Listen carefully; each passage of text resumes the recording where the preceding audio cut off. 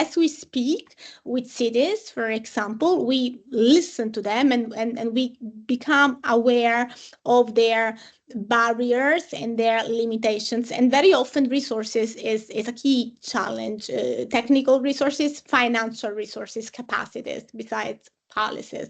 So green infrastructure is often overlooked in favor of short-term economic projects, and that's the reason why we thought of coming up with this important topic of urban forestry and financing.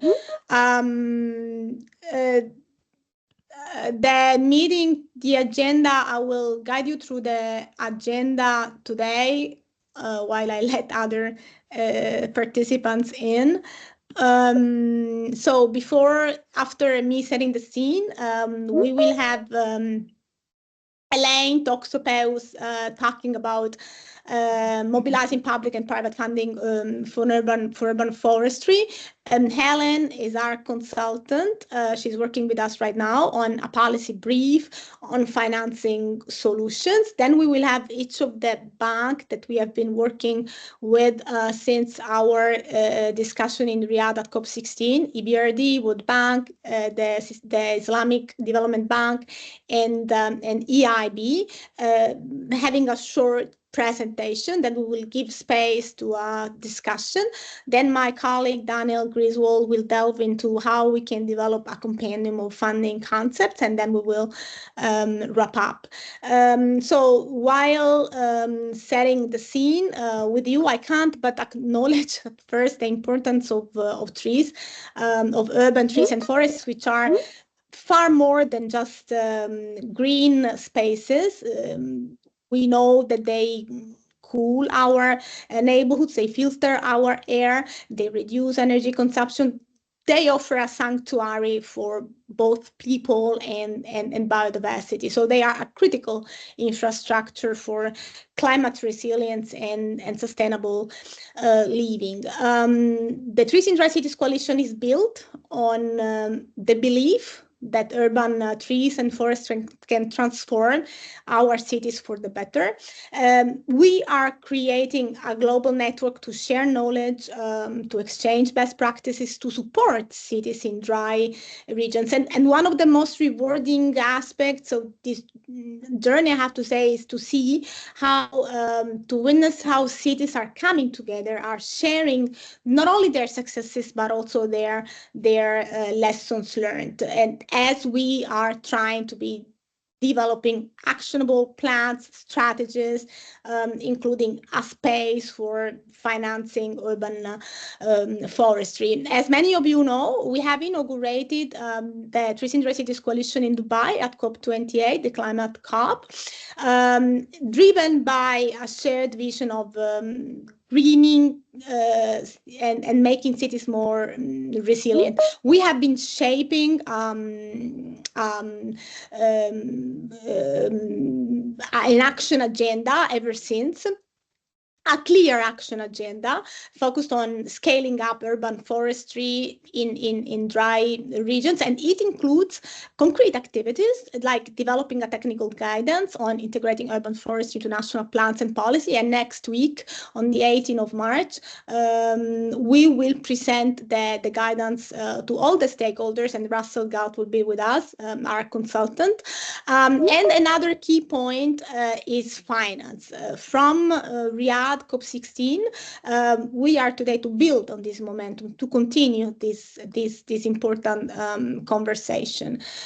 So urban trees should be viewed not only as environmental assets, but as a social infrastructure that enhances the fabric of our cities by working in co-designing solutions with relevant stakeholders. We want that green spaces are not only culturally meaningfully, but also sustainable. Definitely, I mean, we are getting more and more aware that one of the most significant challenges is securing sustainable financing for urban forestries. Trees are a long-term investment. They require funding, not only for planting, but for years of care and maintenance. During our discussion COP16 in Riyadh, it was clear that innovative financing mechanism like green bonds, carbon credits, public-private partnerships are essential if we want to scale up those efforts.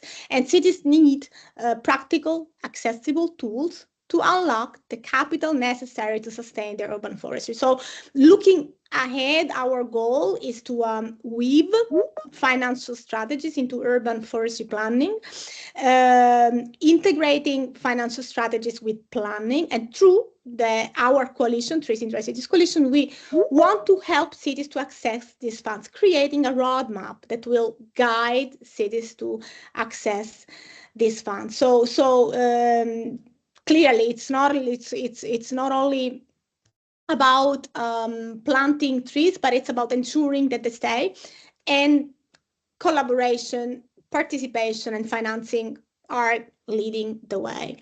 And with that, I give the floor to Mrs. Elaine Taxopeus from Utrecht School of Economics, who will present shortly how she's developing this policy brief.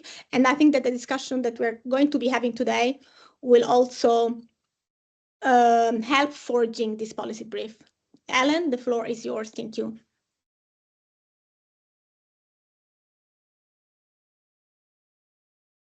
Yes, thank you so much, Stefania.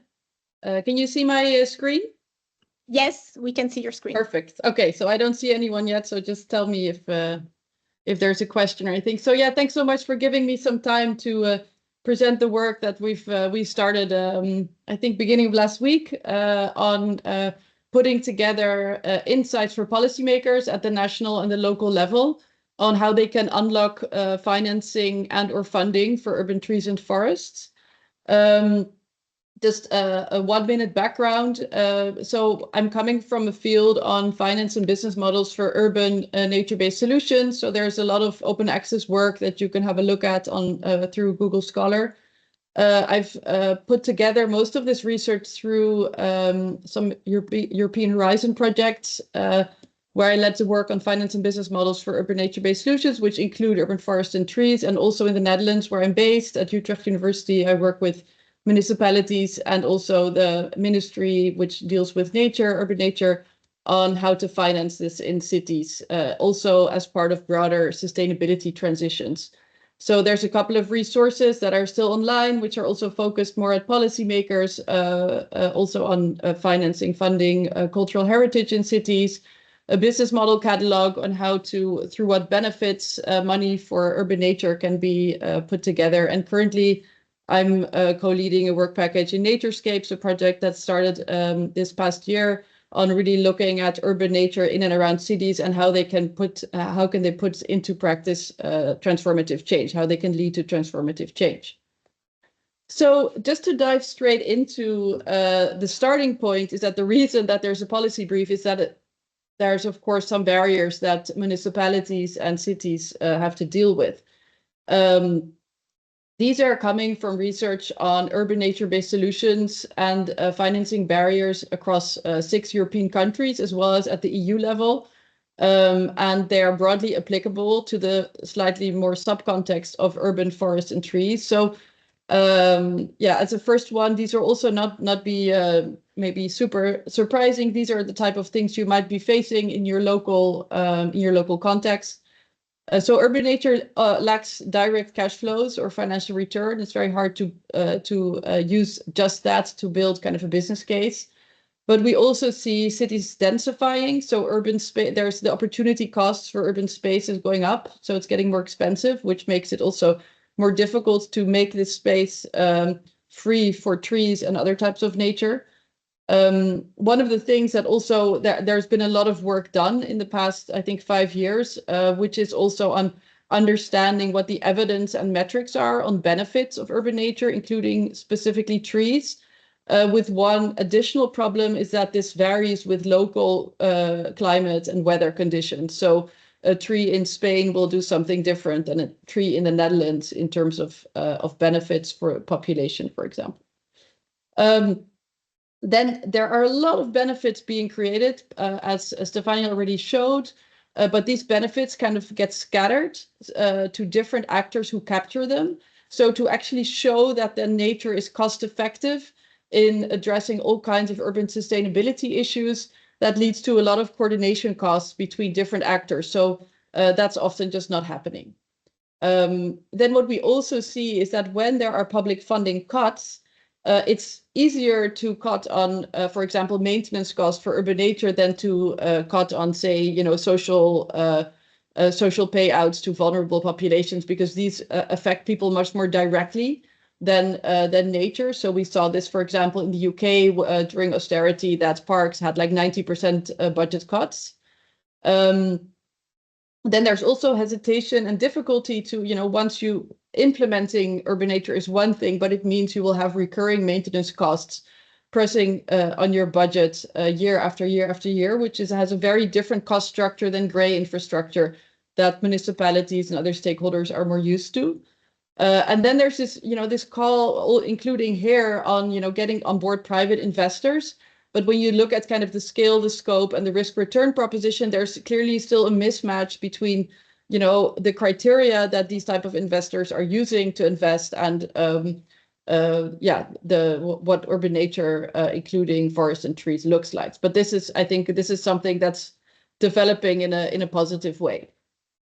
So what I'm going to do is I'm just going to quickly run you through 6 ways that we've already seen out there through which policymakers can unlock funding and or financing for urban forests and trees. This is definitely not complete, but it's kind of the starting point. I'd love to get input on things that are missing. I know there are things missing, maybe certain examples that you know about. Please put them in the chat during the meeting, and then I can take this up over the coming weeks as we develop this work further. So I'll go through one of them, each of them in one slide. So the first one is a bit kind of the baseline where municipalities develop plans and budgets and regulation, which includes urban forests and trees. So you need to take it into account. You need to be explicit what the benefit is of urban forests and trees in your city. You can actually develop regulation that actually protects and even increases biodiversity in your functional urban area.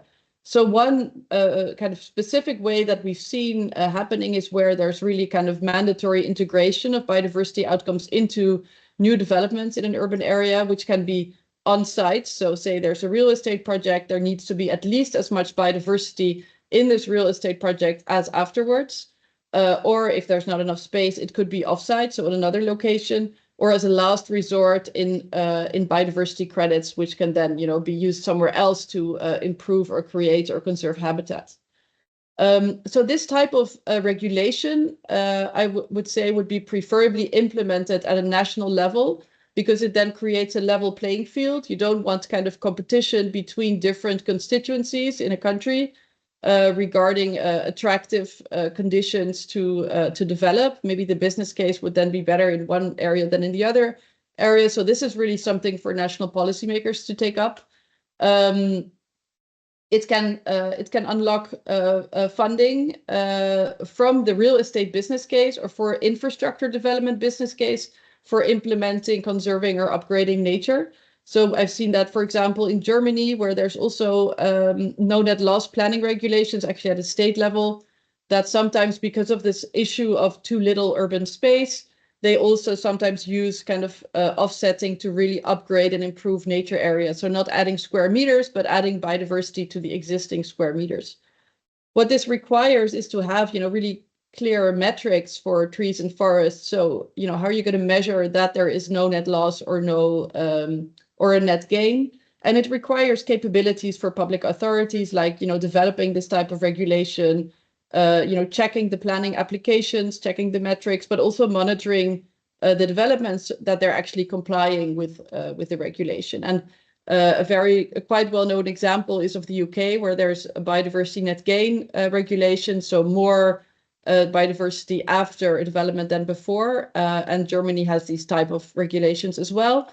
And to translate this to the urban forestry context, it would really mean also specifying outcomes for like canopy cover, like I said.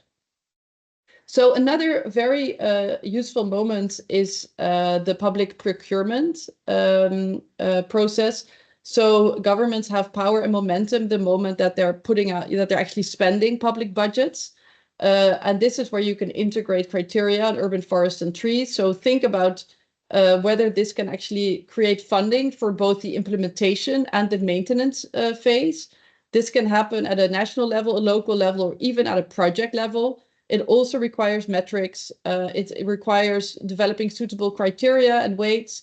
It also requires understanding what's the market capable of. You don't want to make it so difficult that no one will sign up. And it also requires monitoring. There are some nice examples, for example, for bus stop tender procedures. This is with green roofs, not with trees, but also with developing a whole new district in Montpellier in France with very detailed nature requirements for developers. Also, one option is to draw in offsetting funds, which can be voluntary corporate offsetting, which is based in a city or from elsewhere. So we see, for example, municipal funds being created, also to then spend the money coming in. We also see some developments, especially in the US, on actually urban carbon credits being issued. And it can also be one-off investments by corporates that also want to show that they're doing, for example, CSR activities. The interesting thing about the urban context is that it's very visible because there's a lot of people, there's a lot of co-benefits. So that's attractive for this model. It's kind of premium offsetting.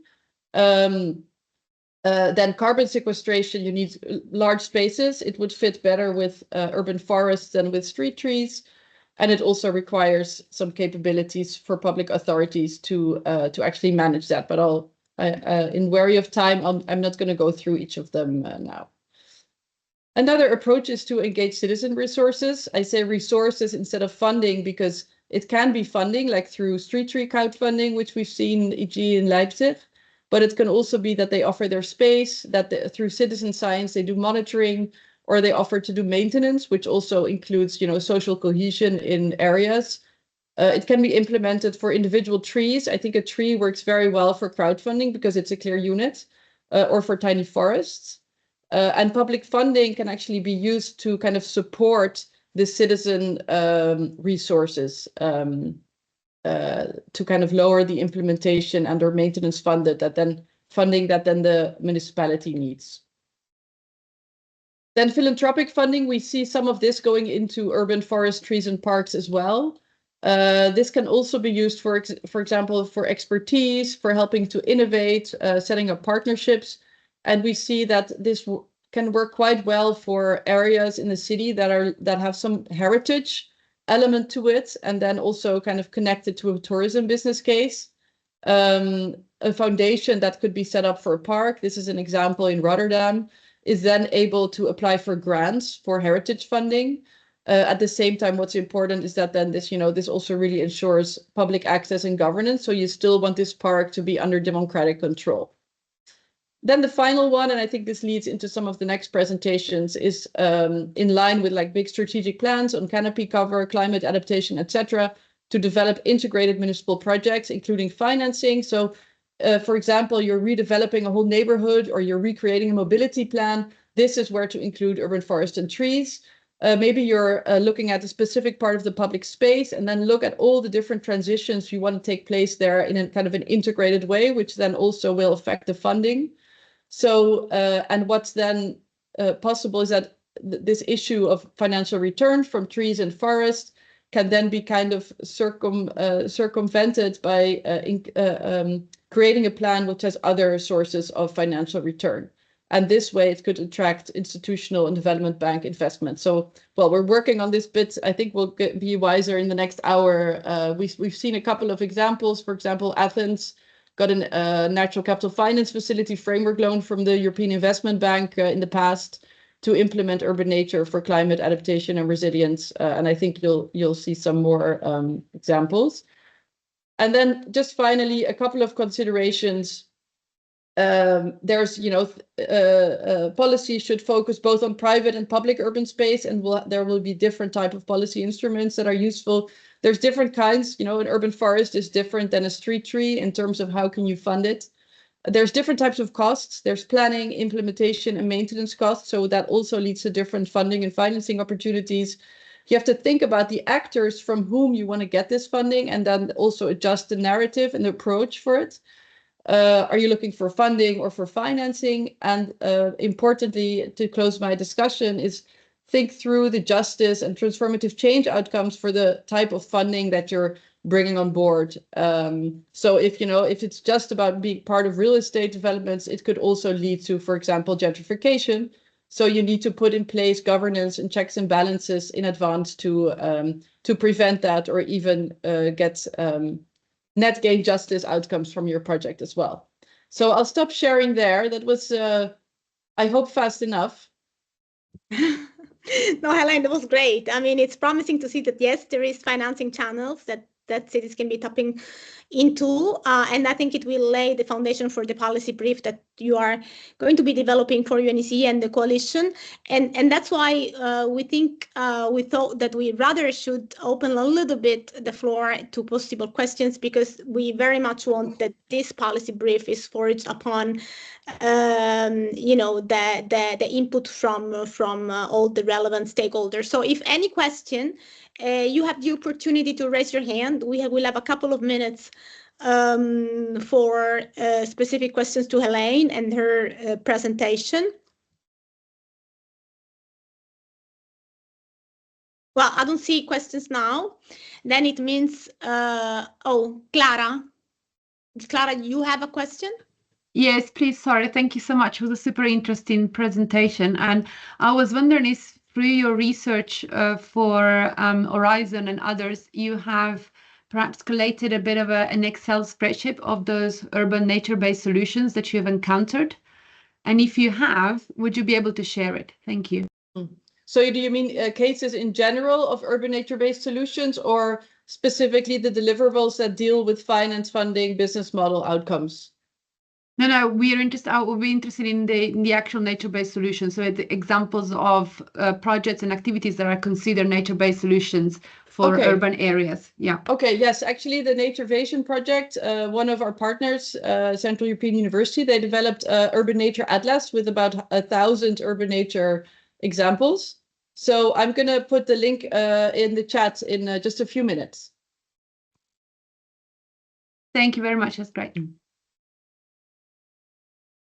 Great. Thank you so much, Ellen. Promising. Now I think we can move to the presentation of the banks themselves. Hamoud, you have a question? I can see you raise your hand. Yeah, thank you, Stephanie. A very quick one to Ellen. Is there a problem in the semantics, in the definition of what urban nature-based solution is when you think of access to finance? Does this matter to be clear about the definition? So do you mean as in what is included as a nature-based solution and what is not? Exact. From the donor or the financial institution perspective. Yeah, that's a very good question. So I think different people who you will ask have different takes on this. I think for me, what I've noticed that seems important is that we often develop like very good overview of what are benefits of urban nature-based solutions. But when you look at actually the funder or the financier, they have their own mental models of what they're looking for. So what I think in terms of, how do you present the urban nature-based solution? I think it needs to fit within the general accepted definition of nature-based solutions, so that there's nature that's being set up, put together to reach at least one or more urban sustainability goals. I can put some more definition, better definition in the chat. But I think it's about kind of shaping the narrative of your urban nature-based solution and adjusting it to the funder or financier that you're trying to deal with. So, for example, if you want to go for an insurance fund, then you want to talk about risk reduction.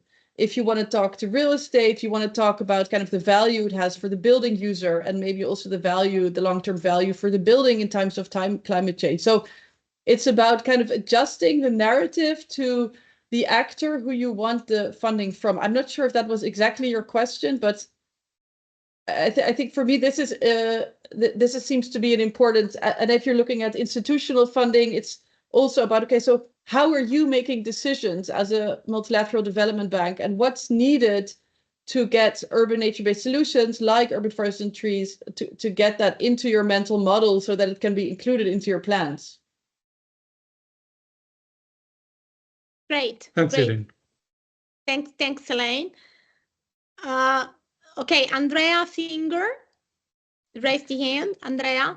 Yes, thank you very much for this very interesting presentation. I learned a lot. I worked on a policy guide for UNECE, the Edible City, Why Food Trees Matter, just came out, and we have a wheel of the ecosystem services provided by urban food trees, providing food, but many other services indeed. And I showed this wheel we have in there with all the services given. And so there are about 12 or so which are declined. And I showed it to a manager of Geneva's public transportation for the entire city. And he looked at it and he said, why on the wheel don't you add yet another how you would say circle, outside circle, with the actors described who are interested in each of these services, and the actors who would be able to fund something for it, fund or finance, as you showed the difference.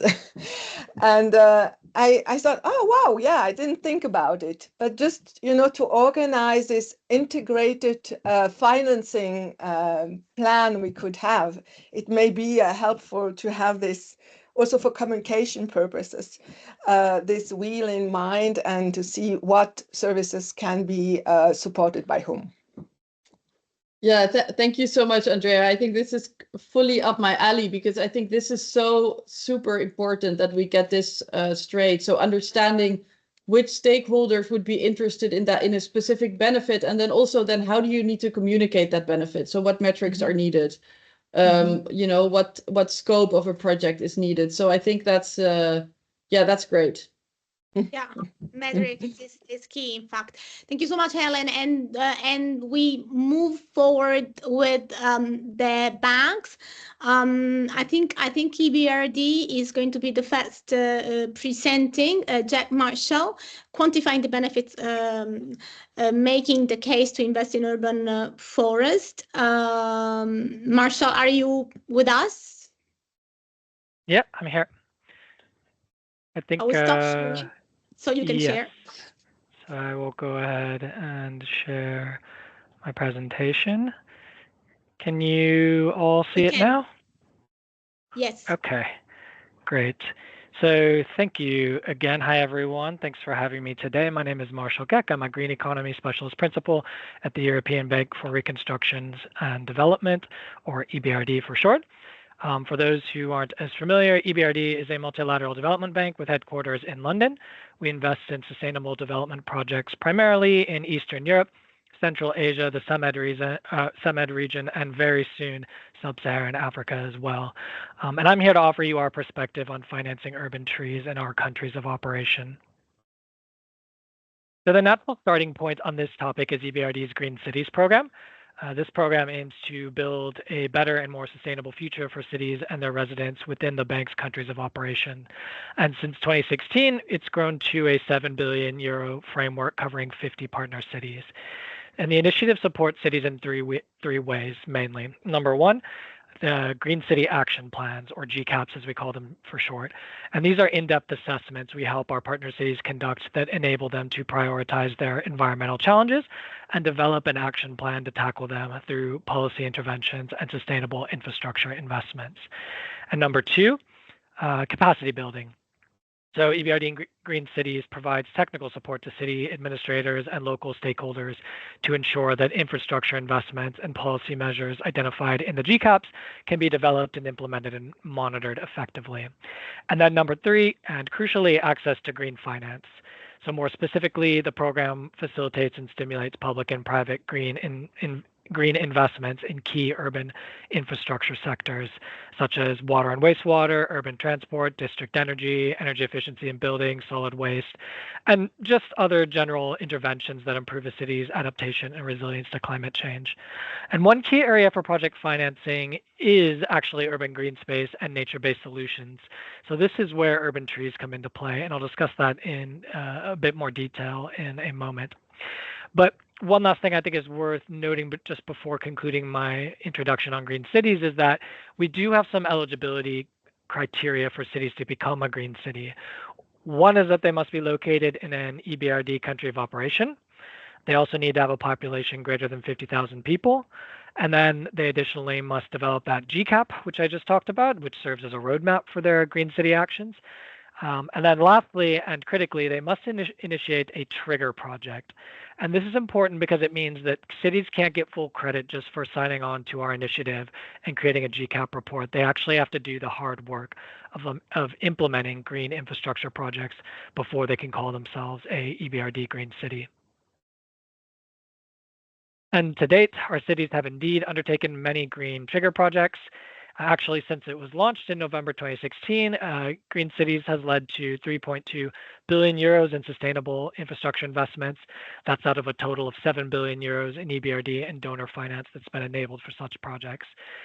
So the program has also helped reduce CO2 emissions by nearly 5,000 kilotons per year and benefited an estimated 76 million citizens. And as you might expect, urban trees are often part of these investments. They're not usually the sole focus of the investment.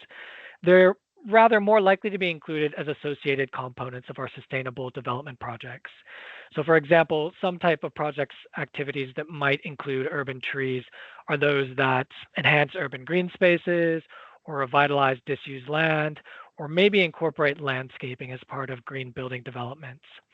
So in other words, we might effectively finance urban trees and thereby recognize the benefits they provide when we incorporate them into these project types, even if urban trees are not the primary focus of the finance. We don't see too many projects focus solely on financing urban trees by themselves. Why is that, you might ask? Well, it's for the many reasons that have already been brought up on this webinar. There's often a lack of traditional revenue streams from financing urban trees by themselves. Their benefits are often indirect, meaning that you're not necessarily going to see them on anyone's balance sheet. But that's why EBRD is working to experiment with other financing types and new financial instruments as part of our broader approach to nature that would help us direct more finance into nature-related projects, including urban trees. So examples of these new types of, the different types of financing we're looking at and projects that we're looking at that might channel more finance into urban trees include, for example, investing in nature-based solutions that deliver diverse revenue streams, as well as sustainability-linked instruments, for example, sustainability-linked bonds and loans, which could in theory focus on urban trees. However, I also think it's worth mentioning, and I think it's been mentioned before in the webinar, that we also finance projects that create the enabling environment for urban trees. After all, you won't create much impact if you plant a tree and then just walk away only to see it die thereafter. It's important to recognize that finance to support critical systems can also help cities get the most out of their urban trees. And that's particularly true in dry contexts. So consider, for example, our GCAP trigger projects that we finance in the Gilmim Oued Noun region of Morocco. Just as a bit of background, Morocco is one of the most water-stressed countries globally, and water scarcity poses a significant threat to the country's economy and rural livelihoods there. And that's why the country has put water security high in its national agenda. So they have quite a few strategies targeting desalination and water efficiency investments, for example. And EBRD recently financed a project to improve the drinking water supply across households in rural areas of Gulmim, as well as to upgrade 4 wastewater treatment plants so they could safely supply treated wastewater to green spaces. So in the end, this project was estimated to result in water savings equivalent to about 10 million meters cubed per year. So in this case, wastewater reuse not only supported climate adaptation and water security, but also was used to support green spaces and the urban trees within them. And integrated water solutions like this that help to ensure the sustainability and health of urban greenery is going to be, we think, increasingly important in arid cities that are projected to become even hotter and drier under climate change. So in other words, it's not all about just planting new urban trees and green spaces. It's also about ensuring that the urban trees and the green spaces that cities do have are able to thrive and offer all the benefits we've been talking about on this webinar. Okay, and then lastly, because you wanted me to talk about quantifying the benefits, EBRD is also exploring innovative approaches to spur greater interest by policymakers in projects and investments that support nature. And one way we're doing this is by testing EBRD's natural capital valuation approach as part of our Green Cities program. Now, we could probably do an entire webinar just on natural capital valuation. But at its core, what it does is it's all about translating the ecosystem services and natural assets in a landscape like a city into monetary terms, and then looking at how the value of those natural assets or ecosystem services could be increased by undertaking projects that enhance nature, or conversely, how the value of those natural assets and ecosystem services might degrade under business as usual. The idea being that if city policymakers see what their natural assets and ecosystem services are worth in dollars and euros, as well as the monetary value that could be captured by enhancing them, they'll be more interested in nature-related interventions. So we've conducted one NCV natural capital valuation pilot study as part of our GCAP for Samarkand, Uzbekistan, and we have another one underway as part of the GCAP for Bursa, Turkey. And what you see on the slide here is the outcome of a scenario analysis we did to determine the amount of value that could potentially be captured by the city of Samarkand by implementing strategic nature-related potential investment areas. And there's a lot going on in the slide here, but the bottom line is that we found that natural capital investments could deliver ecosystem service value enhancements in Samarkand of up to 759 million US dollars. At the same time, though, all nature-related potential investment areas that we evaluated were estimated to deliver substantial ecosystem service returns compared to the business-as-usual scenario, and were therefore recommended for inclusion as part of Samarkand's Green City Actions. So you can see at the bottom of the slide here where the orange arrows are. That might be of particular interest for those interested in urban trees, since they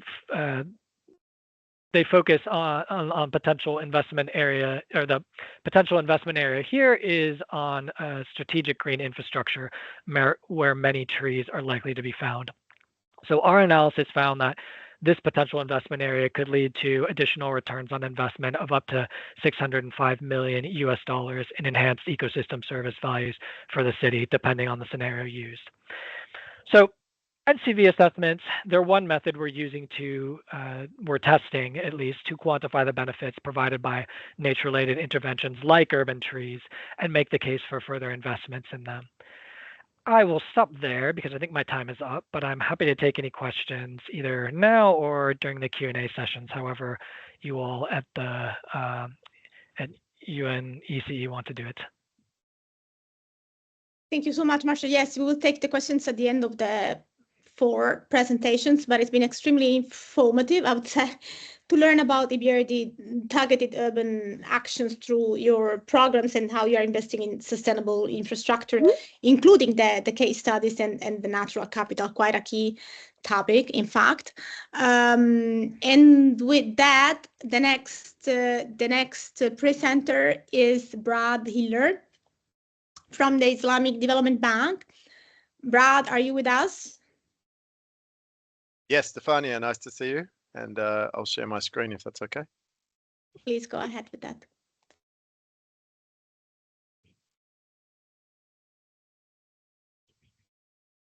That's all visible and okay? It is all good. Yes, greetings everybody. Nice to be here today. Thank you, Stefania and Daniel, for organising this event, and happy to share some experiences from the Islamic Development Bank. My name is Bradley Hiller from the Climate Change and Environment Division. So firstly, just a brief introduction about the Islamic Development Bank. We support 57 member countries and Muslim communities globally. We are a South-South multilateral development bank. We operate using Islamic financing modalities, and I can explain that a little bit later for those interested to go into more detail. But essentially, we operate like most of the other multilateral development banks in terms of financing support. We do have multiple ISDB group entities. Many people may be familiar with the World Bank Group, where there's private sector components, insurance, trade, and various other avenues as well. And I think an important aspect to communicate for us is that more than half of our member countries, I think it's about 31 of 57 member countries, are classified as fragile or conflict affected. So this obviously affects what sort of activities we engage with our member countries, and also what they're requesting in terms of support. And as you can see on the map here, it's not the best, but many of our member countries are in dryland areas. So this topic is relevant for many of them as well. I thought it was useful to look at potential enablers for this approach around urban greening. So we work very closely with our multilateral development bank colleagues who are here on the call today, and others as well. So that's one part of it. Also, I see that the Rio conventions, particularly last year, we had 3 COPs in about 2 or 3 months, which was hectic. But we did see a coming together, I think, and an increase in the profile, particularly of the biodiversity and desertification COP, which was the desertification COP was in Saudi Arabia, which was important for us. And then also the climate COP, which people will be very familiar with. But we know that the urban greening agenda cuts across various aspects of all 3 of those, particularly when we looking in drylands. The MDBs also have statements on various things, joint statements. So one is on, for example, nature, people and planet. And this is an important driver for us and also some of the other MDBs in this space, particularly these sort of cross-cutting areas. We do have MDB working groups, one on nature and also many on climate change. And one of the colleagues previously asked some questions about nomenclature and methodologies. And so we try to work collaboratively, particularly around joint finance reporting. So every year there's a joint climate finance report from the MDBs.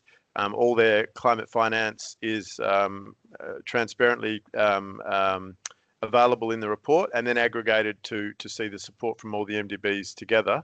And we're currently working on nature finance methodology as well. So again, this could promote opportunities for urban greening to be captured under some of these terms. And then also, particularly for us, we're driven by member country demand. So this is a factor which may help to move this agenda forward as well. When we look internally, our current organisational strategy, which runs to the end of this year, is driven around driving green economic growth. And then we have green, resilient and sustainable infrastructure. So this is well aligned with some of the topics that we're discussing, and things such as climate change are cross-cutting areas. We have climate change policy. We have a sustainable finance framework under which we issue green and sustainability sukuk, which are the Islamic equivalent of green sustainability bonds. We have an urban sector policy, which includes a focus on green spaces. And in the last couple of years, there's been a focus on nature-based solutions in the context of climate adaptation, and then more recently around urban nature-based solutions. And we're also working on a green finance blueprint under which you could have climate finance and nature finance, and potentially even desertification finance, so covering some of the elements of some of those of conventions. I'll very quickly just run through a case study, and again, maybe our case studies again, because I described the context of the fragile and conflict-affected countries. This shows some of the challenges that we face. So this is an example of a project in Djibouti. It's a slum upgrade and integrated urban development project. So there's a large informal urban settlements, which are highly prone to flooding, particularly with climate change and increasing storms. It's close to the coast, and also saline intrusion. fires as well, prone because of the very dense living conditions. And then there's no access for emergency services to move into these areas. So this poses a very dangerous situation. And then generally there's a lack of services for the communities. So this project supports a broader national program and aims at housing strategies at improving human development, economic empowerment, and then improving access to enhanced services for poorer households. And I understand in this case, components of this project sort of were in a larger program with the government. So other MDBs such as the World Bank were also engaged in these types of projects. So if we look at the components of the project, this was interesting because it included two key components. One is the upgrade of a current informal settlement, and then the second one is the development of a new area. So as part of this, obviously most of the investment was around infrastructure and integrated urban development components. But projects considered for inclusion included street tree plantings for shading, local biodiversity and amenity, developing green areas and gardens as usable public spaces, green drainage solutions around some of the NBS type of activities, and then a particular focus on employment and economic empowerment for women and youth, particularly around green business opportunities and then green business financing.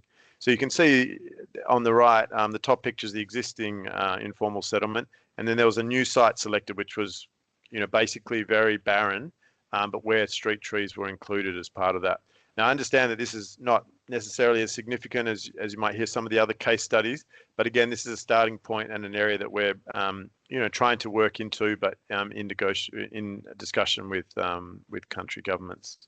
And then my last slide is looking forward. So, what are some challenges or opportunities that I see? Certainly, I think a challenge is the borrowing appetite there from member countries, either for standalone projects or for adding additional components to projects. And this is particularly relevant for us as a South-South bank because we don't have as many grant resources available, perhaps to help pilot some of these new approaches. So that forms a challenge.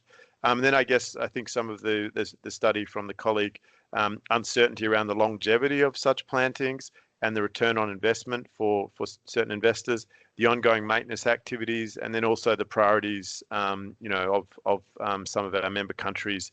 Is this at the level that some other things might be at? So these are some of the challenges. In terms of opportunities, I do see the opportunity to integrate trees into conventional sector investments. So I gave the example of an urban project, but transport, corridors, even rural development, covering secondary cities perhaps could be an opportunity. And then there may be opportunity again to explore the appetite for standalone approaches, particularly if the value proposition can be better communicated, I think. I mentioned the Rio Conventions and them coming together. And as I mentioned, the increasing profile around nature and desertification, which can either then piggyback on some of the progress maybe that's been made in the climate sector and climate finance, or at least use that as a stepping stone to develop parallel or complementary systems.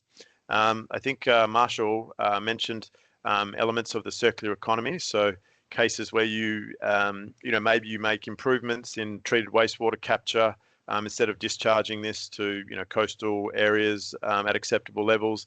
Maybe you can recirculate this for urban greening, and we're seeing this in countries such as Saudi Arabia where it's very dry, and this is really critical for key urban greening around mosques, around schools, and other public spaces as well. I think recently we've been engaging on or exploring the opportunity for Earth observation. How can this technology perhaps inform where green infrastructure may be most valuable? It can also provide information on the seasonality. So, in terms of selecting species that might be relevant, when it floods, where can we put areas? So I think this can be helpful, perhaps again, to integrate into projects. I mentioned previously, integration into other more established approaches. So if there are climate change adaptation or even mitigation projects, are urban greening seen as key elements or even as co-benefits? And of course, the NBS. In terms of innovative financing mechanisms, I think we've discussed some of these. Green and sustainability Sukuk are options, perhaps public-private partnerships, and I think the colleague mentioned some innovative approaches that are being trialled. Then just finally, I think there's opportunity to integrate some of these ideas into emerging concepts. So just recently, the International Labour Organization, sort of as a result of the recent desertification COP, has started exploring their term yellow economy. So I know there's a lot of colored economies, green economy, blue economy, etc.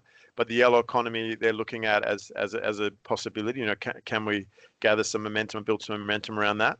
And then a topic that we authored a paper on last year for the T20, which is the think tank of the G20, is instead of focusing on just energy transition, which we hear a lot about, you know, how many provisions are being made for just land transition. So if we know that there's going to have to be huge adaptation of the land sector, you know, for better or worse, you know, how can this be done in an inclusive way? And, you know, what components does that include? And so how would, you know, urban or smaller secondary city greening fit into some of those concepts?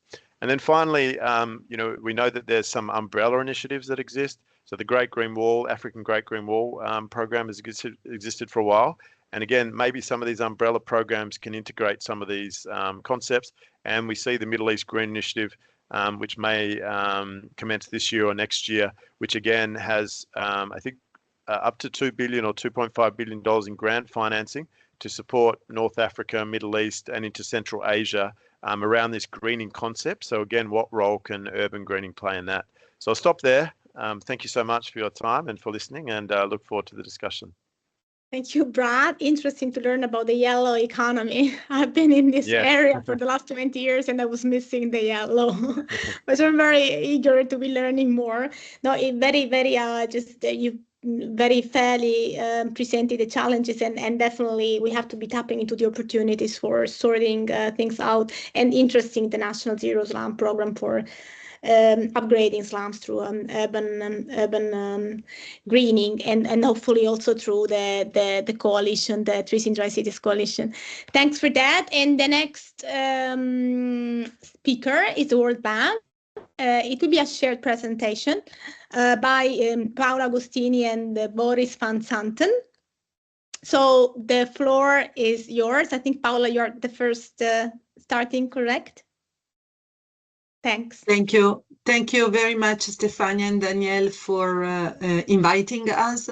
Let me try to share the presentation, right? It's me who has to share it. Sorry, it's coming up. Yeah. Okay, let's fantastic. Is it already in view mode? It is. Okay, it's good. Good. Thanks. So, very, very quickly, the presentation is going to be on one aspect of the role of trees, which is more for air pollution and air quality management. And it's focused on Central Asia and the Sahel. So I'm very happy that Bradley has mentioned the Great Green Wall Initiative. You can see here in the first picture, pictures of my home city, Milan. So it's not Central Asia, it's not Sahel, but it's just because it's my home city. I wanted to put it there, and the role of trees. Okay, so why do we need to worry about air quality management and the role of trees in cities? Basically, we have done some studies, and one of them will be launched at the Air Quality and Health Global Conference in Cartagena at the end of the month, that PM 2.5, it's one of the major issues in terms of health for human being, and it can travel from long distances, and it affects, you know, the cities. Here is an example of an analysis that was done of exposure. PM 2.5 is basically dust. Is basically it's particulate matters, right? And how it affects Central Asian cities, Bishkek, Tashkent, Dushanbe. As you can see, soil dust is very prominent, together with, of course, other sources. But the trees can play an important role in dealing with that. So dust can occur naturally, but it can come also from lead degradation, sand and dust storms, and wildfires. So how can we deal, or how is the World Bank dealing with this problem of air pollution, air quality management that affects cities and affects the productivity and the life of many human beings? So we are first focusing on knowledge, then we have investment, and we work in partnership. So I want to show to you the Kyrgyz Republic case studies. in Bishkek is one of the most polluted cities. The daily concentrations of this PM 2.5 is much bigger than WHO guidelines. And the World Bank approved in 2023 a $50 million air quality improvement project that has one component. It has 3 components in total, but one of them, it's all about trees in the cities. So trees that help to trap this pollution. Then we have done also a lot of studies on terms of sand and dust storm, for example, around in Uzbekistan, around Tashkent. We have done a study on air quality assessment for Tashkent. And then we have, so through these studies, then we make the case to the government, and we were able to do a big investment program called the Resilient Landscape in Central Asia program, where you have in all the 4 countries huge investment in landscape restoration around the city, in rural areas and around cities. So not exactly inside the cities, but because dust is such a major problem in Central Asia, even landscape restoration around city, it's an important way to decrease air pollution and address the issues of the air qualities in the cities. So the role of trees, for example, in having belts, tree belts around the cities, is extremely important to help with air pollution. The same thing we have done in West Africa. So we have studied looking at the air quality management. This one, for example, is in Accra, in Ghana.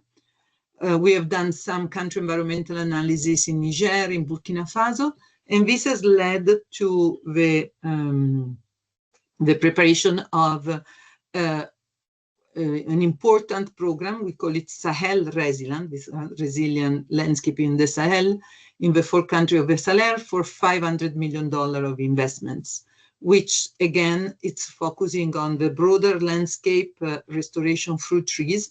But the idea is that it helps to decrease the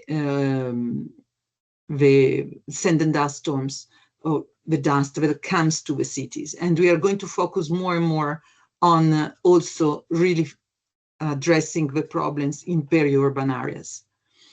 So main takeaways that PM 2.5 is a major health concern, and it migrates widely across airshed. Trees can play a crucial role in maintaining healthy air, and in order to get some finance, at the World Bank at least, we need to first focus on knowledge, make the case through knowledge, then we have investment, and then we work in partnership with many other institutions to make things happening on the ground. Thank you very much. Finished. Knowledge, investment, and partnership. We take it on board fully. And we pass the floor to the other World Bank colleague, Boris, who will focus on nature-based solutions, correct? Correct. Thank you, Stefania. Let me try to share my screen. I'm trying to stop sharing. What do I do? Thank you, Paula. Okay.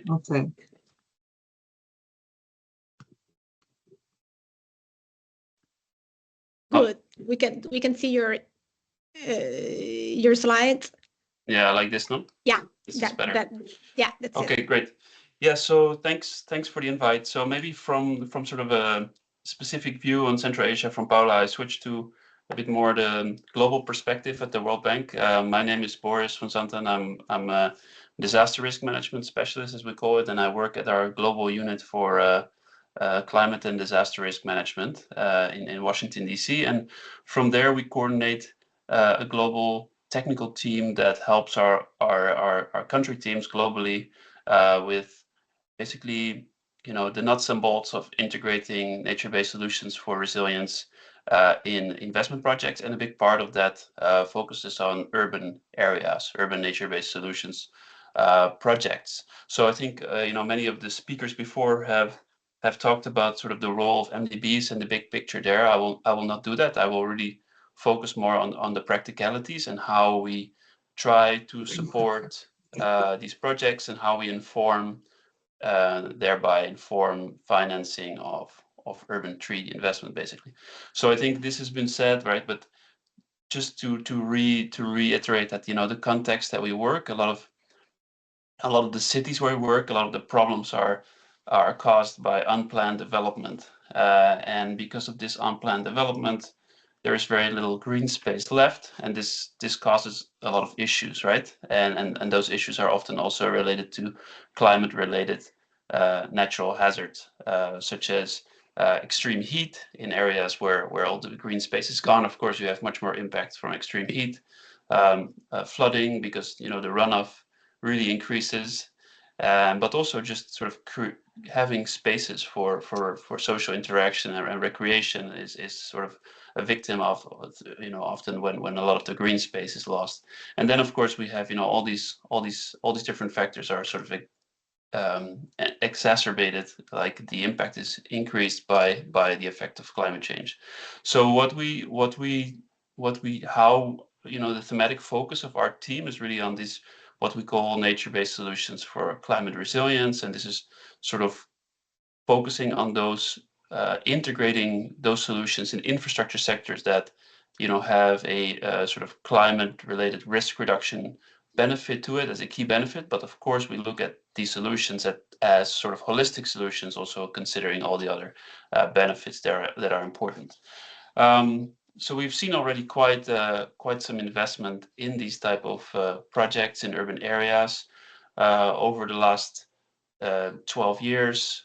We've seen about 72 projects in urban areas, urban nature-based solutions investments, out of the 211 that we identified in total for of these MBS projects with climate resilience outcomes.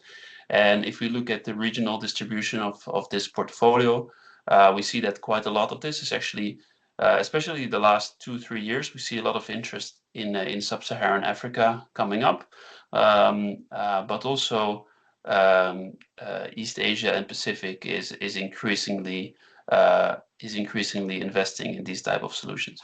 So the thing is, of course, that a lot of the challenges actually remain. I mean, we heard about the barriers, I think, in Helene's presentation and some other presentations, and what we try to do with our team is to organize the technical support that the governments that we work with need, and that the local teams in the countries that we work with need to basically do better nature-based solutions project, but also especially to bring this knowledge into the different sectors, right? So we work with transport, we work with water, we work with environment, we work with disaster risk management, and nature-based solutions in urban areas can be part of these portfolios. So part of it is sort of hands-on work with projects, but to be able to do that, we need to have these sort of partnerships to stay ahead of the curve, to have the latest knowledge that we can then channel to our teams. So we don't want to. Our objective is not to develop reports, but sometimes we sort of repackage information into a format that we think is useful for our country teams and for our clients. So if you look at naturebasedsolutions.org, you can see there's a tab that says Knowledge Hub, which has all these reports that are out there. I think some interesting ones I put on the slide here. So I've heard about economic analysis. So we also have this guideline for assessing benefits and costs. We have a catalog for MBS in urban areas, which has been very successful as sort of a starting point, is getting the conversation started about nature-based solutions with clients. And then we also have a geospatial tool for investment opportunity mapping at the city level, which is called Nature-Based Solutions Opportunity Scan. The report is also at the website. So I just have 2 more slides. I think I have to keep it short, right? So just two more things, like 2 examples, right? So this MBS opportunity scan, we use it we provide it as a service from our team. So by now we have applied it in 100 cities globally, and also it's also for coastal nature-based solutions, so also across 5,000 kilometers of coastline, informing about $2 billion of investment. And just one example is here, like there's this N'Djamena urban resilience project in Chad, where we also applied this tool and identified investments that were directly included in the project, including green corridors, urban agriculture, but also open green spaces that can help with flood regulation. And in that project, they actually also included an indicator in the results framework that was directly linked to the nature-based solutions. So looking at basically the number of people within a radius of newly constructed nature-based solutions that that sort of experience, that receive these climate resilience benefits. Another way we work with projects is really more like long-term and hands-on operational support. Yeah, one interesting project, it's not really a dry place, but one interesting project to highlight, I think, is this Sierra Leone program, where there is this Freetown, the Tree Town campaign, and maybe I think many other development partners have been involved as well. So probably some people know of this program, but it is an interesting example because close to 1 million trees have been planted and maintained, with clear also flood and erosion risk reduction benefits. But at the same time, there is sort of a job creation program built around maintaining these trees and planting these trees, where people in the community can just participate in a program through an app and make money by making sure that these trees are actually maintained and that they stay in place. So this is a really great example, also through, of course, the very passionate leadership from the mayor of Freetown and colleagues in Freetown. So just I wanted to stick to that. I think my job was to stay within 5 minutes. So please let me know or reach out if you would like to learn more, or look at our website, naturebased-solutions.org. Thank you so much, Boris. Great to learn. I mean, to see practical examples on how MBS for climate resilience can be integrated into infrastructures, and very interesting tools. In fact, this MBS opportunity scan is extremely it should be applied, on a wider scale for sure. Thanks to the World Bank for this great presentation, our pollution and nature-based solutions. Last but not least, EIB, the European Investment Bank. Clara, are you with us? Hello. Can you hear me? Can you see the presentation? I can hear you, and I can see your presentation. We can see your presentation. Go ahead. Thanks for that. Wonderful.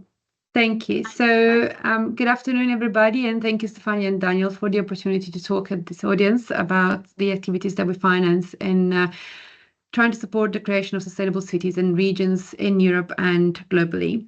Just to give you a bit of an idea of what the EIB is, well, we are, alongside the other speakers of today, one of the world's largest multilateral lenders and borrowers. We've been working since 1958 with a wonderful amount of projects in very many countries.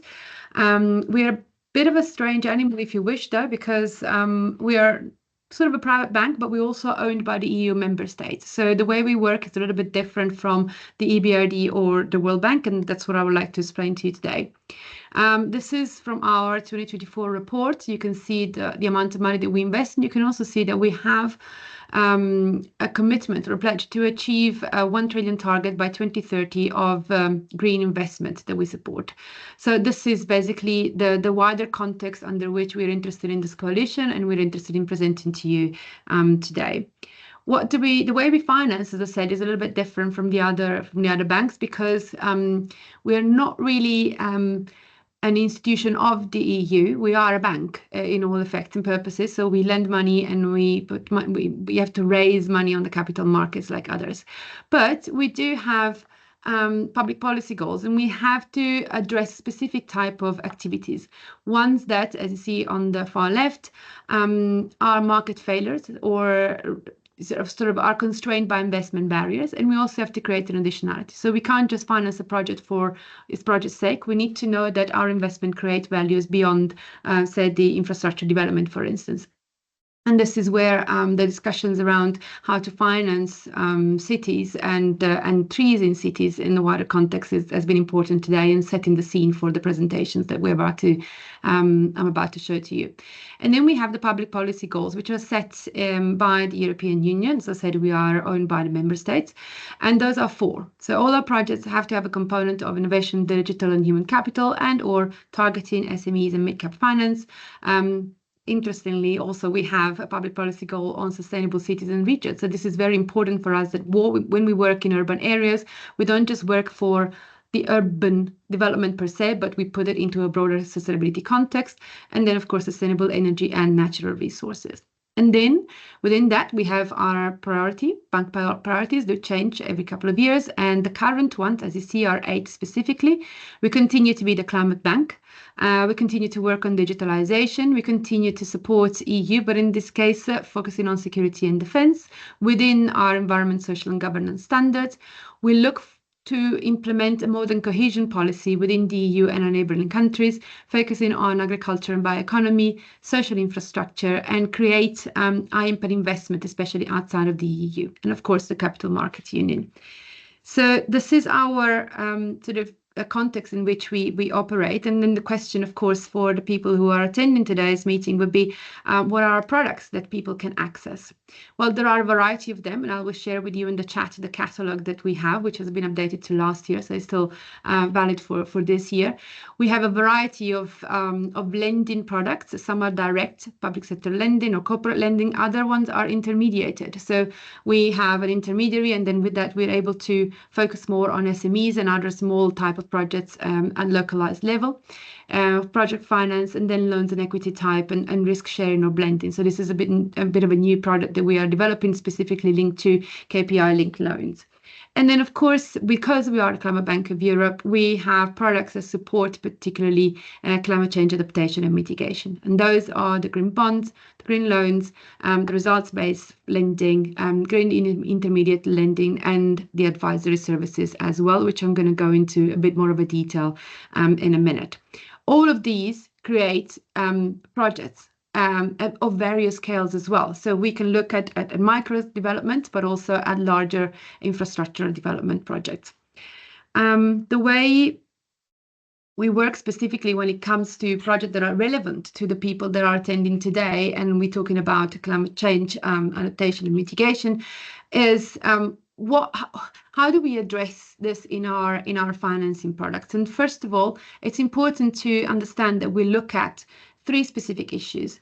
We want to understand the context. So we need to know that the person who approaches, or the institution, of course, that approaches looking for funding has understood exactly what is the vulnerability context. Have they done an assessment of what's happening in their area? Have they used future climate change projections as well to understand what is the scope of what they want to do and what is the future development that they propose to have? Then there is the intent. So have they actually understood the risk that the area is undergoing because of climate change and the materiality of it all? And then basically coming to us for an investment program that is speaking to adaptation directly, so that they understand the context and understand where they want to go, and establish a direct link between the activities that they want to do and the solutions that they want to implement. We don't really have specific templates or documents that we need to receive from a potential client, but any supporting documentation to the project idea are, of course, very important, because the more we have, the more we understand that the proponent of the project has understood not just the current situation, but also the future implications of the investment that is being proposed. Like other banks that have presented today, we of course have done a little bit of an analysis of what are the main barriers to proposing adaptation finance. And of course, as mentioned by the first speaker, we have regulations are always an issue, because in urban areas especially, it is very difficult to finance projects that can bring together the infrastructural development or the building aspect with the green aspect, and especially the adaptation aspect. And in many cases, it's the integrated urban planning that is lacking, because that gives us an understanding of the interlinkages between the different activities that are being proposed by our counterparties. So what do we do to resolve that? Well, we propose advisory. We don't really operate like other banks, like the World Bank, for instance, doing the knowledge research first, but we support the client into creating the knowledge that is needed to come to a project that is fully mature for development. And that advisory also includes the capacity building.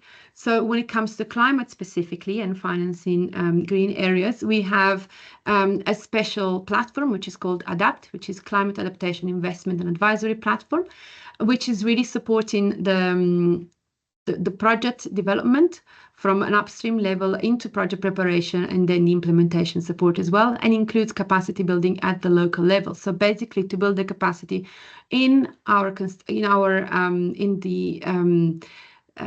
clients to continue to develop projects that are important for the sustainable development of their region. What are the key investment areas? Well, we have invested and we continue to invest in urban and territorial development, protecting also urban infrastructures and buildings, but also doing disaster risk management, which is really important, especially in a climate change context. We also look at transport networks of mobility and resilience in electricity systems. Healthcare and education and innovation are also a key investment area, as well as food systems, forest, and ecosystems. And there are a variety of products that are linked to supporting proponents into develop mature projects for us. And there is this financial institution compass that people can access and use in order to understand the full scope of what is available for them. In terms of examples, we have proposed a few.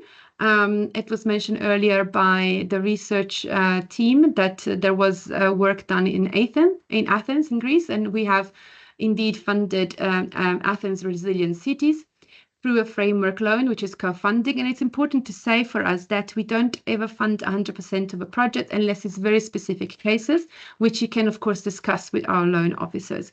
We also have funded work in Lisbon.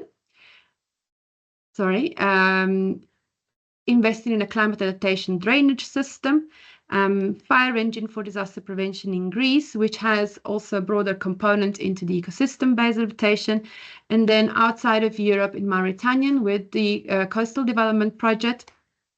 And in terms of also supporting with capacity building and advisory, a climate change adaptation action plan in Sicily, and then the sustainable forest restoration program for the Côte d'Ivoire.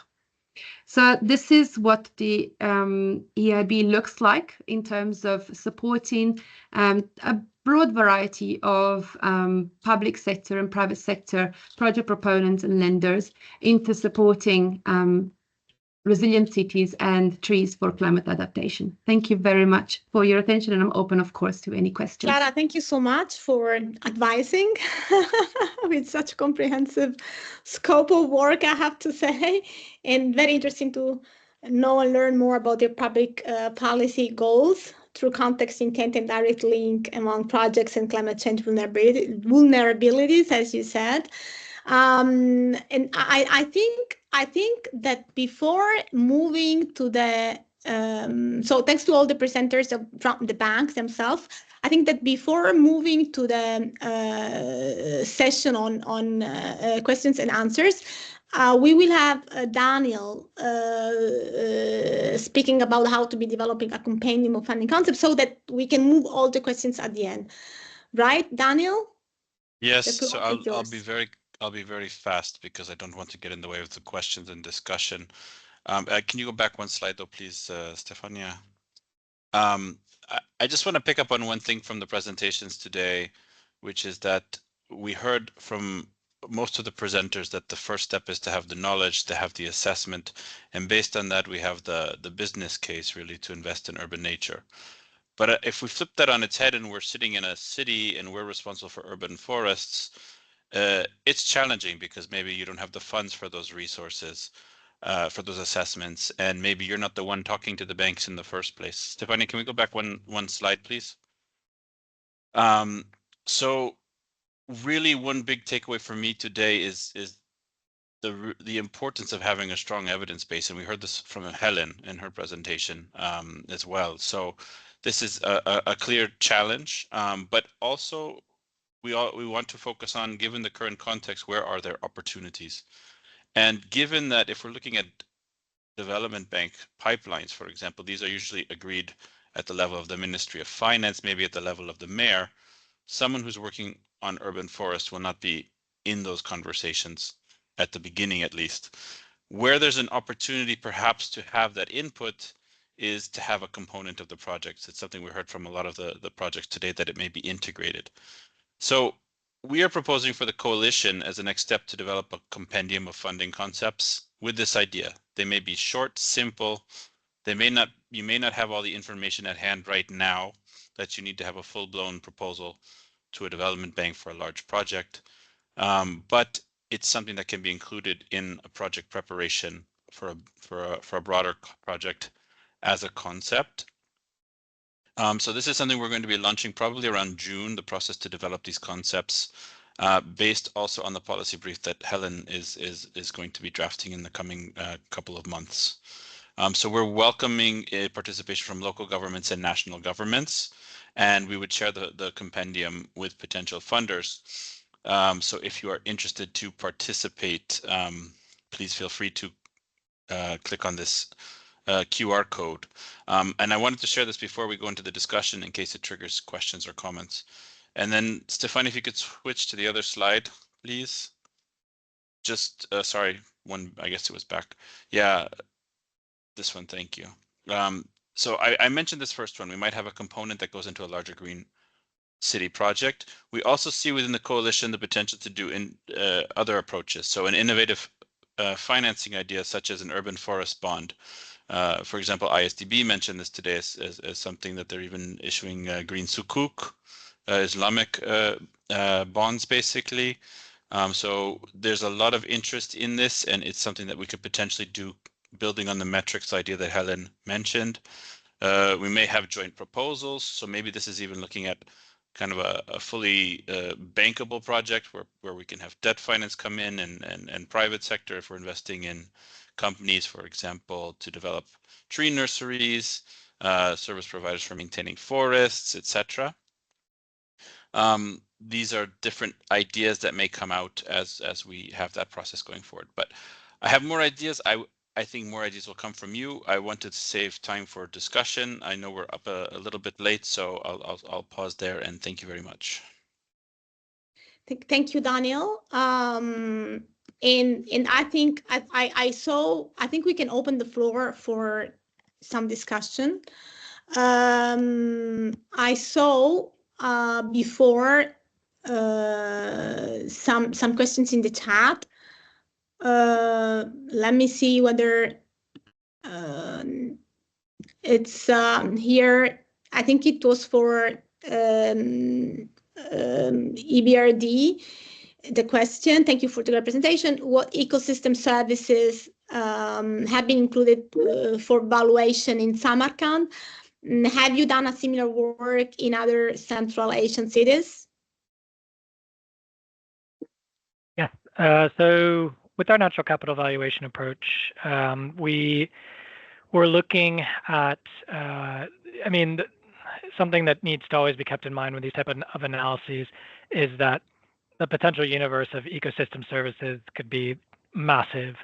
So in order to kind of keep it more manageable, we focused on 5 ecosystem services that we deem to be of particular materiality for Samarkand. And it's been a while since I last looked at the report, but they're along the lines of, I think it's flood prevention, local climate regulation. I would have to go back and look at the full reports, but the long story short is that we try to keep a narrowed focus on the ecosystem services that we deem to be, most material to the city. Have we done any NCV assessments in other cities in Central Asia? No, not yet, but hopefully there'll be more in the future.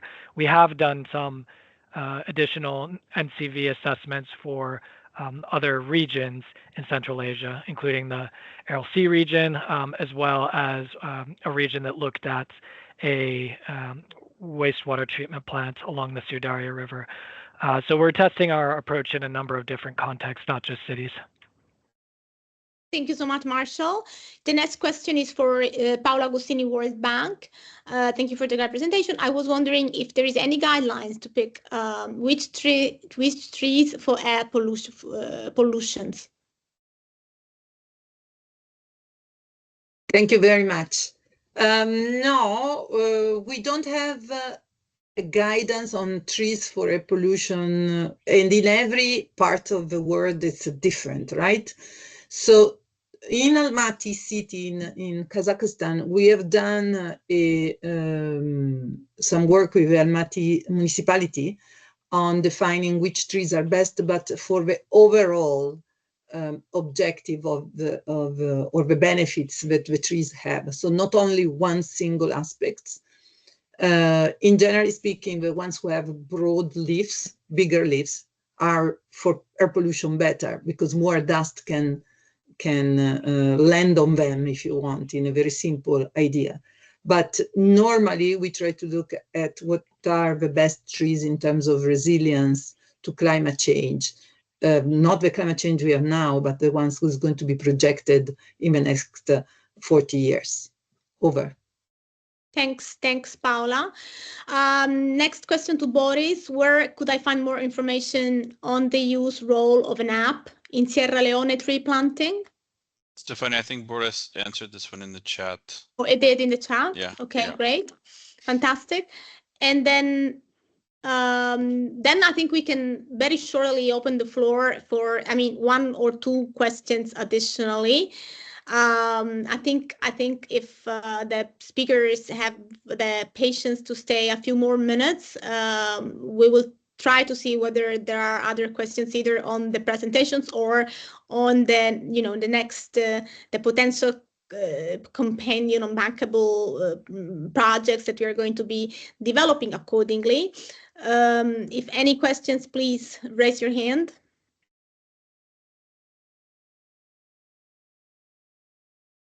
Good. No, I think there we are. Right the clock. Hamu, please. Yes, Stefania, thank you. Thank you, and thanks to distinguished speakers for very informative presentations, actually. Yeah, we all agree that trees for cities are good, and they have multi-purposes in climate change, disaster risk reduction, air quality improvement, and so on. But from a coalition perspective, can program on trees for cities be bankable as a standalone, not as a component or subcomponent of a urban sustainable development program, for instance, and what that program should be focusing on?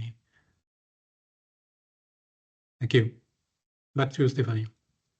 Thank you, Hamu. Daniel, I don't know whether you want to come in Sure. I think it's as much a question to our panelists, what it could be. From our side, like I said, a lot of these development bank projects are very catalytic and they're replicable. We also, as UNEC, are proposing having national policies, and these national policies can mobilize action, but they can also identify where there's different financing needs and what the most appropriate financing needs are. So I think that's a bit the question. It depends on the funding source that we're targeting. If we're looking for a preparation facility, I think there could be a lot of value add to working at national level through the coalition to develop national plans that could then be integrated into national funding agreements with the banks or plans or projects with GCF, what have you. In terms of one that can be debt financed by the coalition, I don't think that's exactly the right fit here, but maybe others have ideas. Yeah. Any other ideas? Yeah. Can I briefly jump in? Yeah. So Please, I think it gets back to what we started on, is that this problem of having financial return, right? So when you say bankable, it's about, a loan that brings back profit and that repays itself, or at least is able to pay interest. And I think that's what you hear in all the conversations today a bit, is that, we see that it brings in benefits, but it's really hard to get like kind of direct cash returns. And that's usually coming from like a broader project or from risk reduction of a broader project. So I think one example that I've seen of kind of bankability is when there's really kind of just forestry. That's where like carbon credits have, for example, already been sold. So there's really like a payment coming out of a forest. And that's maybe something that could be translated to the urban, also given the higher benefit. So kind of this premium credits. And I think it's also a bit of a puzzle of getting all these kind of scattered benefits somehow into a business case where enough actors are willing to pay for some of the benefits of the tree, and then maybe it could be bankable. But that requires like really quite a lot of puzzling. And what I see now in these presentations and in some of the examples is that often, instead of trying to do it on a unit tree or a unit forest, it's about, indeed integrating it into bigger projects when we're talking about for return finance. And when it's standalone, it seems to be a bit more like funding, grants, public budgets, citizen philanthropy driven.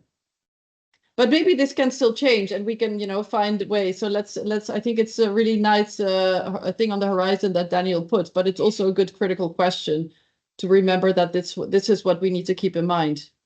I think, thank you so much, Ellen. We're just at the beginning of our journey with the financing urban forestry, with all these interesting insights and comments today. Clara, you want to still come in from EIB? You have a comment? Just very briefly. I mean, from EIB, but also from previous experience, I think it's unfortunately because the capacity of governments to fund public development, public goods, it's decreasing over time. And especially for developing countries, it's less and less. There is a lot of investment in sustainable projects that are about conservation that need to now generate income. A bit because the country might have to lend, but might have to sort of borrow money from a lender like ourselves or other banks that are presented today, and therefore have to repay that loan somehow. Or simply because they don't have enough money to put back into the system to make sure that all the functions of the conservation or nature-based activities are there. So that's why it's more realistic to think about investing in urban greens and in many ways in a lot of other conservation sector projects, to think of them as projects that have to generate an income somehow, either directly locally or in other areas, but there has to be an income generated, sadly. But investing in urban greens through partnership, which I think is the key word of today's meeting. We would love to, hear more question and comments, but we really have to wrap up and close unfortunately. But this very webinar has been recorded, so we will be sharing it. Just to remind you to come with us to participate next week at the 5th meeting of the coalition, where the technical guide will be presented. You have seen the form for the link to the form for participating and giving ideas on possible funding concepts. These are the QRs for joining our initiatives: the Trees in Dry Cities Coalition, the Trees in City Challenge, and the UN Petite Forest Network. So, I mean, I think that the next step is next Tuesday and we look forward to hear back from you, and we take it step by step all together. Thank you very much. And thank you all. Thank you so much to our excellent speakers as well. And thank you to all of you who were able to join from my side as well. Thanks.